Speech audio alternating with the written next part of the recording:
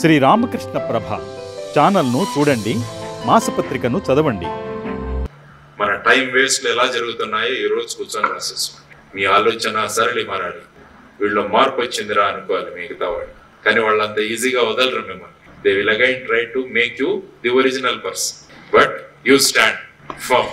You stand firm saying that I want to change. చెప్పుకోవాల్సిన అవసరం కూడా లేదు. People should perceive the change. మీలో వచ్చిన మార్పు వాళ్ళు చూడగలగాలి. వీడు ఏం చేస్తున్నాడు, why he is behaving. A curiosity should develop in all people surrounding you, so they should follow you. So my sincere request to all of you is, if you can form a group, start adopting a small village. మీరు ఒక 40-50 మంది కలిసి దగ్గర ఉన్న ఏదైనా గ్రామాన్ని దత్తత తీసుకోండి. ఎందుకంటే మనం చాలా సమయం మన దగ్గర ఉంటుంది. ఆ సమయంలో ఏం చేయాలని మనకు తెలియదు. కాబట్టి గో టు దట్ విలేజ్. సినిమాలు చూసేయడం ఎప్పుడో ఒకప్పుడు చూడండి. ఆ సినిమాకి వచ్చే డబ్బులు మీరు సేవ్ చేసుకోండి.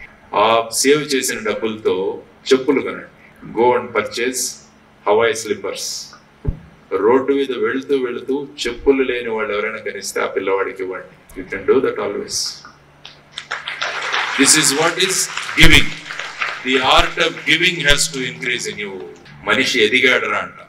ఎదిగాడు అంటే వాడు ఏదో డబ్బులు పెట్టుకొని ఎదిగాడు అన్నది కాదు. వాడు ఎంత సమాజానికి ఏ విధంగా ఉపయోగపడే వాడిలాగా తయారు, అది ఎదగడం అంటే. అటువంటి ఎదుగు మనం ఎదగాలన్నమాట. That is what is the requirement.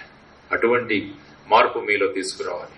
మనిషికి భగవంతుడికి పెద్ద తేడా లేదంట. ఎందుకంటే ఎవరైనా తపస్సు చేస్తే ఆర్ మనం గుడికి వెళితే భగవంతుడిని ఏదో కోరుకుంటాం. భగవంతుడు మీకు అది ఇస్తాడు.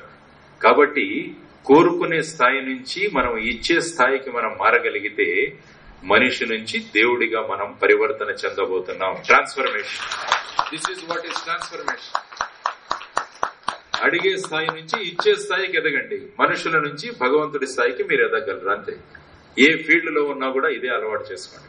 Maybe in your political field, maybe in your administrative field, maybe in your industrial field, maybe in your academic field, or maybe in your defence field. From a stage of taking, grow to a stage of, or transform to a stage of giving. Then you change, you transform yourself individual to a godly individual. అంటే ఒక మనిషి నుంచి ఒక భగవంతుడిగా మీరు మారగలిగే అద్భుత శక్తి ప్రతి ఒక్కరికి ఉంది. But you have to inculcate those habits. కాబట్టి ఈ విషయాలు మీకు తెలియజేశాను ఈరోజు. ఆ విషయాల ద్వారా మీరు ఒక్కసారి వెళ్లి ఆలోచించండి. What has happened today in Ramakrishna Math. నేనేం చేయగలను అన్నది మీరు ఆలోచన మొదలు పెడితే definitely we are confident that in few years the country is going to transform. People always say, some people they comment, youth are useless. I say youth are used less. Youth are useless, youth are used less. The more you use the youth, the more vibrant they become. The more vibrant they become.